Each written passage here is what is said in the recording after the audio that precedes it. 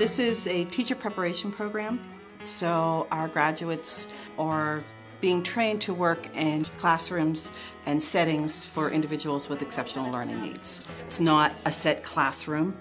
Special education is a service, so that the education happens in numerous settings and sometimes numerous settings across one day. It's a field where there's, every child brings a new question, so it's going to be something different. You work with a lot of interesting people, you meet a lot of wonderful students. I love my job, and I would definitely recommend it to approach special education and find that as a career. Our major is very field-based, so that each semester the students are in the major, they're in a linked field experience. Our program is designed, each course designed linked with the other, and then there's a hierarchy across the semesters. So students begin in a weekly observational setting, so the time that they're in the schools increases and their responsibilities increase each semester.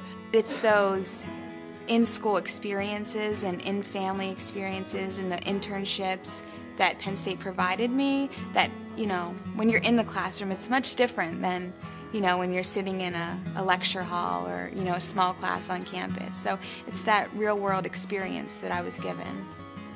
Many nationally known faculty members in our program, and one of the things that we value is that all of our faculty teach undergraduate classes, and we have faculty advising. Our program is geared for teaching, but certainly special educators work in fields other than the classroom. For example, early intervention, which is an area of interest of mine, as well as working transition with adults and job coaching, beyond school years. So you have a tremendous range within the school-age population of just the kinds of children and classrooms where you may choose to work, as well as the age spectrum. So the opportunities are vast.